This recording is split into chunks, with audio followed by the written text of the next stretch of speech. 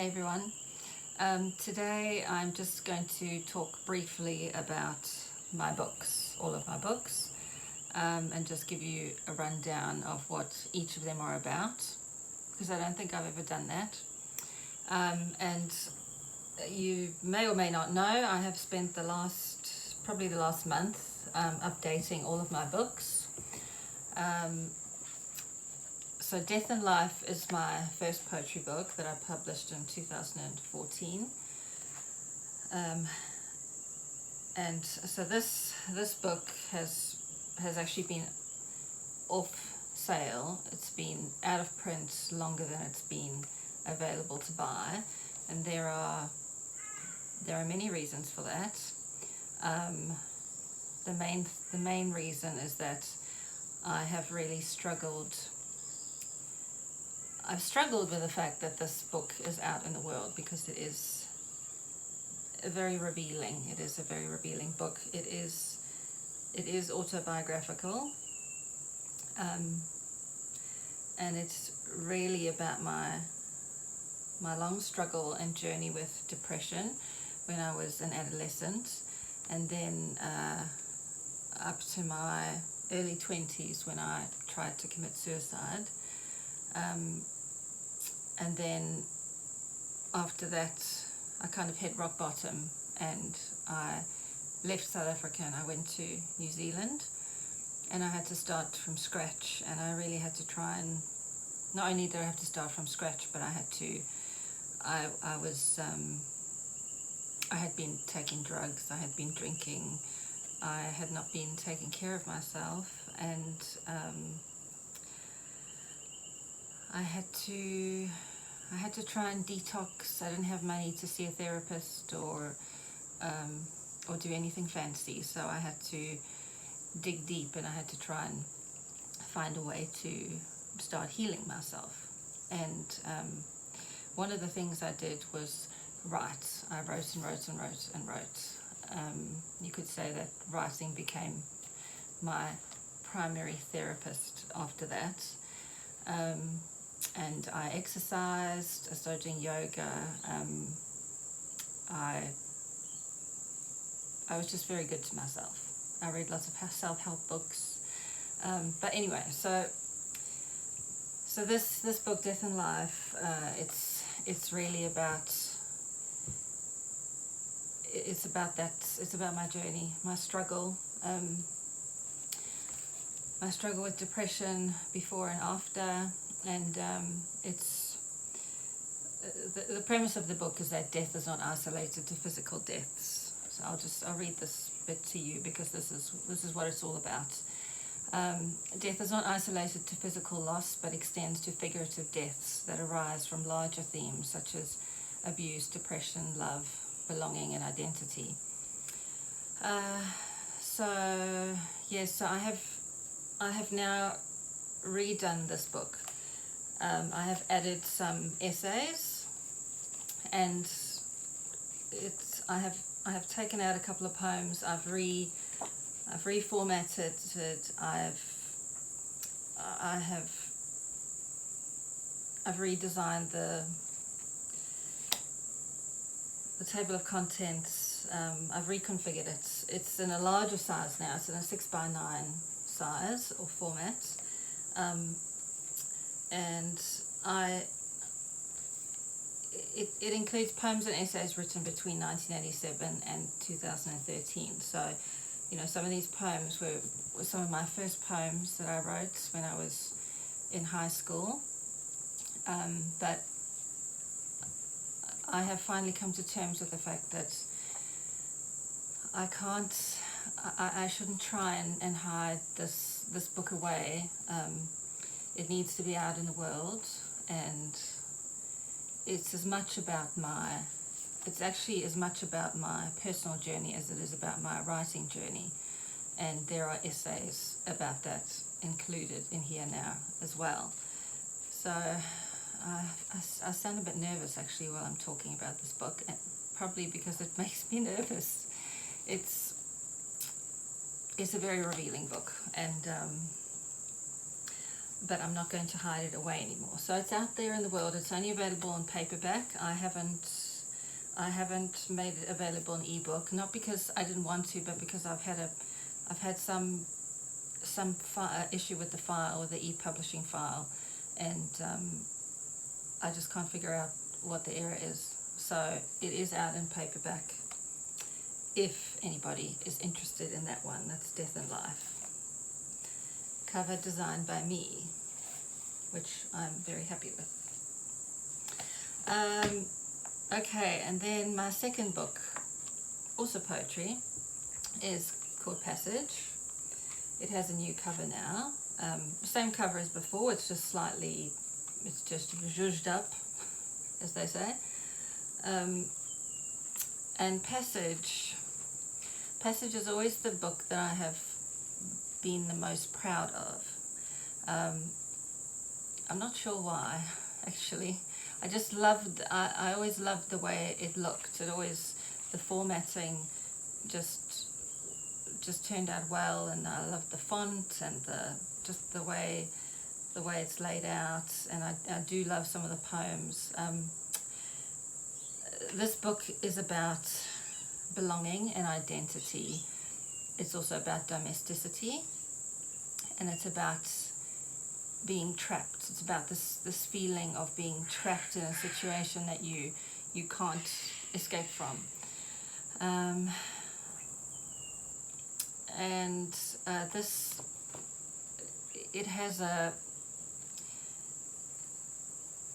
It's actually, let's start again. When I first started writing the poems for Passage, the original title was On the Verge, and that's probably the best way to describe the book, because it's about dichotomy. It's about being on the verge, or being in this liminal space where you feel like you could either, it could go 50-50. You could either be a success or a failure. Marriage, divorce, relationships, being alone. You know who you are. You don't know who you are. It's kind of like being in this liminal space where it could go either way, and every day is just this sense of, it's just you excuse me, you're just oscillating between those two extremes. And so the poems in Passage are divided in that sense. There is this dichotomy, where some of the poems are based in reality, and they are, they really are, like a poem called Identity is all about domesticity, and that's very much based in reality. And then there are other poems that are really surrealistic, and so the poems are basically divided into day and night. So the daytime ones are the ones based in reality, and the surrealistic ones are the ones based at nighttime, like when you're dreaming, and you go into this sort of surreal landscape. So that's what Passage is about. There is a lot more to it than that, but that's basically. It's also about immigration, being an immigrant, and conflict with identity. But yeah, basically that's what Passage is about, and I think it's still one of my favorite books. And this is the book that has the deliberate typo in it. I wrote a blog post about it recently, and that typo is in a poem called My Face Runs Through the Park. So if you have this book, check it out, and check out the blog post to see what the error is and why I did that and what the significance is. Okay, then my third book, Love is a Song She Sang from a Cage. This is the new cover. The original cover looked like that. So this book asks the question, well, it explores the complexities of love, and it asks the question, should love be caged or should it be free? And why do we cage it? Why are we so threatened by this concept of love? You know, why does there only have to be one person for you? Why can't there be another person? Why can't you explore? In a sense, there are probably themes of polyamory in this poetry book. But the interesting story about this book is that I wrote it in 12 hours. And I kid you not, I literally woke up at 1:30 a.m. one morning, and I had this strange experience. I felt like I was on fire. Like, I literally felt like my body was on fire from my feet to my head. I felt like I had a fever, and I could feel there was these words swirling around in my head. And I got up, went to my desk, my writing desk, sat down, and I just kind of went into this trance, and I just started typing. And I didn't stop until 7:30 the next morning. And when I finally stopped, it was like this moment. And then I looked over what I'd done, and I realized that I had written an entire poetry book. I think I had written 63 poems in that period. And then from 7:30 a.m. until sort of 1:30 in the afternoon,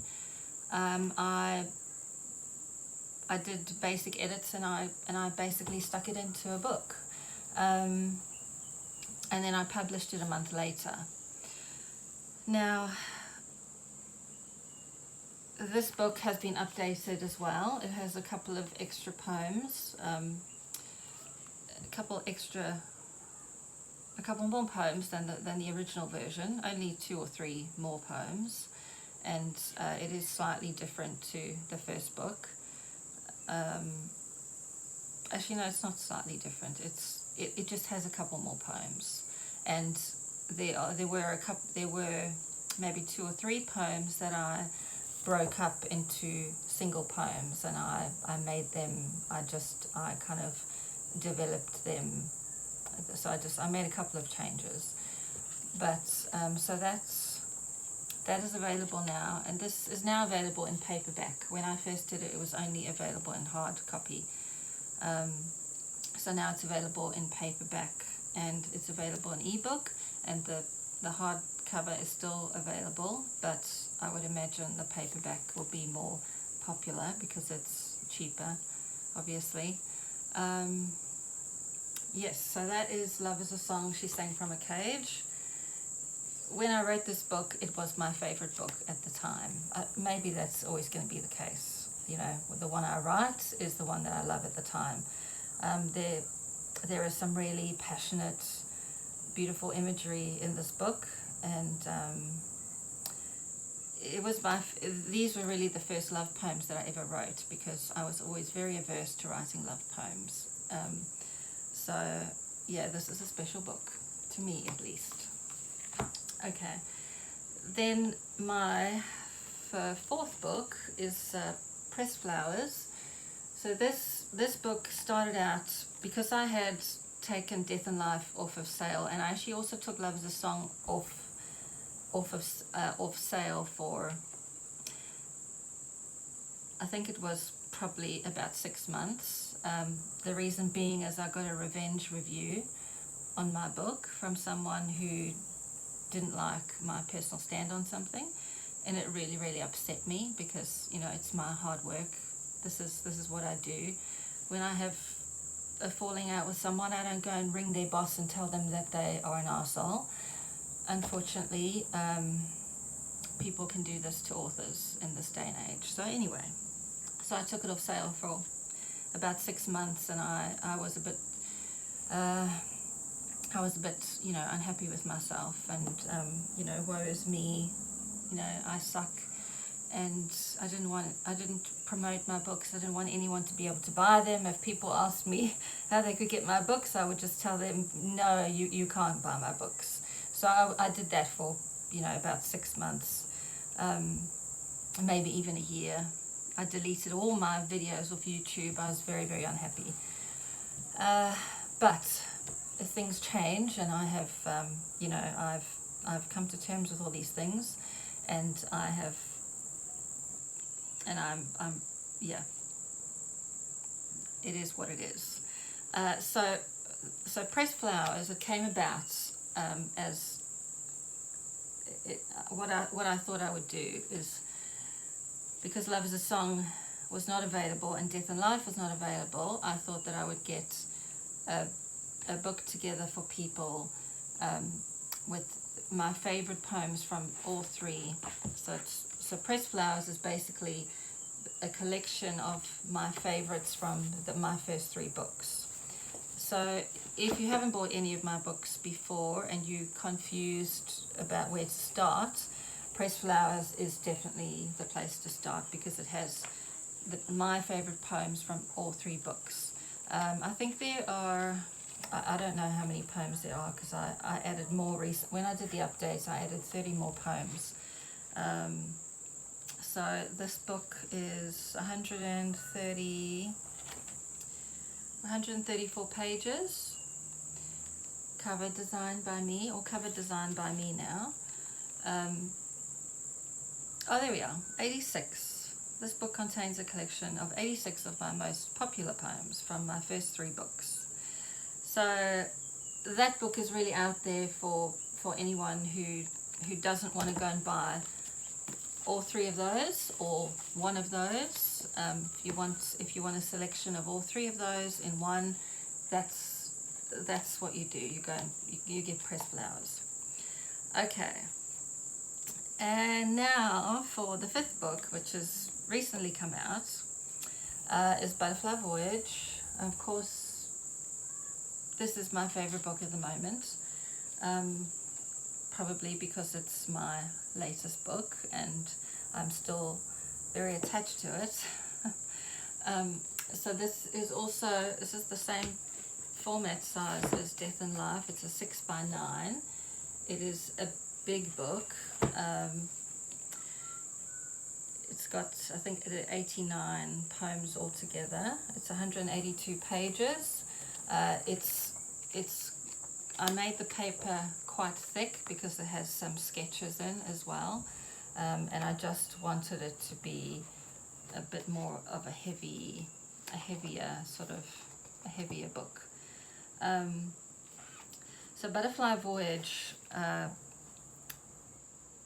how this book came about was, I had this dream back in 2016, and it really like bothered me. I woke up and I went upstairs and I checked on my kids to see if they were okay, because they were in the dream, and then I came back downstairs and I couldn't really go back to sleep, and I was lying in bed, and then these words came into my head. I'm the mother who always loved you. Feathers for arms and tattoos for skin. I was the mother, she was the sin. And I thought to myself, gosh, those are really good lines. Those are great lines. That would be, a great start to a poem or a story. And so I got my iPhone Notes app open and I started typing it up.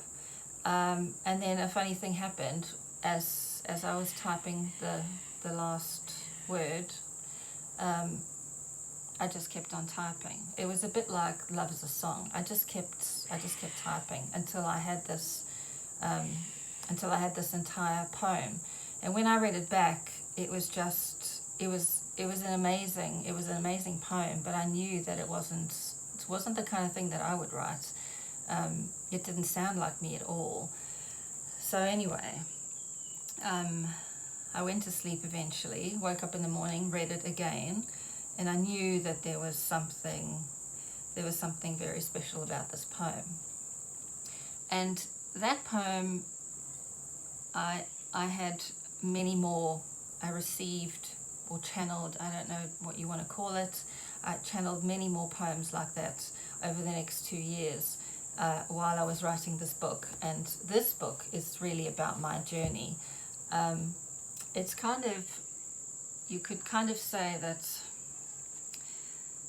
death and life was the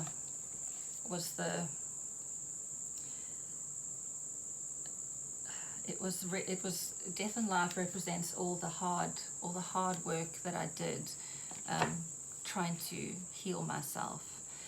And then Butterfly Voyage comes along 20 years later, and it kind of picks up where that leaves off. And you know, I kind of found myself at this place where I thought that I had healed myself for the most part. I mean, obviously we never heal ourselves completely, but I thought that I had healed myself. I thought that I was fine. I thought I had dealt with all the past issues. And then this poem came along, and it led me on this journey, and I ended up going to a shamanic retreat, and I took ayahuasca, and so this book is about that journey, and it's about a much, much deeper healing. Kind of gets to the roots of the problem, of the issues. So you could also say that Butterfly Voyage is autobiographical as well. But there are also some, fantastical elements. That's why on the back I ask you to suspend belief and enter the magical world of Butterfly Voyage. But basically that's what Butterfly Voyage is about. It is my personal journey through a much deeper healing process. And so that is my 5 books. Another thing about my books is that they are all published through a small press called Paperfields Press. Paperfields Press is my press. I set it up in 2014 to publish my own books. I was also planning to publish other authors.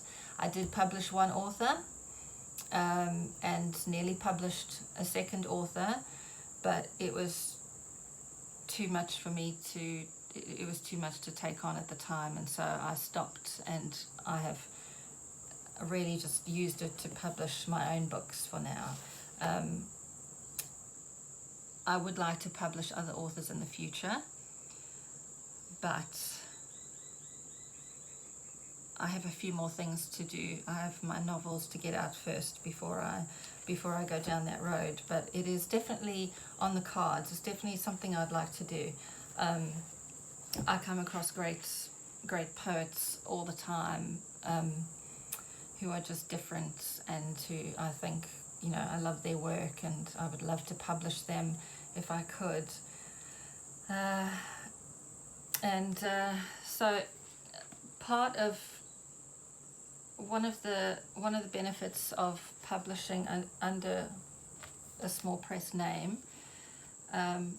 is that my books are all returnable. So if you get a book and it is not up to standard, please return it.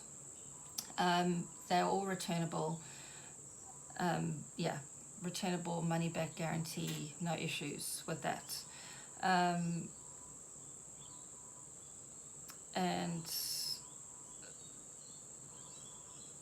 yes, I think that's all. Those are my books. I just wanted to give you a brief rundown of what they're all about, because I don't think I've ever done that before. And people often ask me, which book do I buy first? Where do I start? So there you go. Death and Life, number 1. Passage, number 2. Love is a Song She Sang from a Cage, number 3. Press Flowers, number 4. That's the one you go for if you want the best of the first 3. And then finally, Butterfly Voyage, which is available. So they're all available now. They've all been updated. They all have new covers. It's taken me 4 years to get this right. The whole publishing thing, and you know it has not been easy. But I feel very happy now that I have revisited them all, and they all have good covers. They're up to my standards now, which are very high, and so I'm happy. I can put those books to rest, and I can move on now to the next thing. And the next projects that I'm working on, what I'm working on right now is a nonfiction book, and it's all about my publishing journey. And it's going to be aimed at aspiring authors who are thinking about publishing their first book. And I also interview some other independent authors and ask them to give their story on the pitfalls, things to avoid. So I'm looking forward to that. I think that will be really helpful. And the reason I'm writing that book is because people ask me a lot. So they've asked me over the years, and they continue to ask me, how do they go about publishing a book? They're interested in publishing a book. How do they do it? And it's not a straightforward answer. So that's why I decided to write this book, and I'm getting other people to contribute, because everyone will be different, and they will all choose a slightly different path to mine. So I'm looking forward to getting that book out into the world. And then the other two projects are my first two novels. The first one I finished writing 2 years ago, but I've kind of put it aside for 2 years so that I can, because it took me 18 years to actually get it to the finished product, and I just needed to put it aside for some time so that I could come back to it with fresh eyes. And so now I've had an editor work on it, and I will be going through those edits and making some changes, and then I am aiming to publish it mid next year. So I'm really looking forward to getting a first novel out into the world. And then my second novel, which I finished a year ago, so that one was called Cape of Storms. It's set in South Africa. It's a coming of age story, and it has elements of suspense as well. My second novel is called Three Hearts. It's women's fiction, and it is about a polyamorous relationship. And so when I publish Cape of Storms, I'll move on to Three Hearts, and I hope to publish both of those next year. So those are my 3 projects that I've got going on from now until and the near future. So that's all. 28 minutes. I went much longer than I was planning. So anyway, that's the rundown of all my books and my projects that I've got in the works, and I hope I didn't bore you to death. And yes, I hope everybody has a lovely weekend, and I will see you next week. Cheers.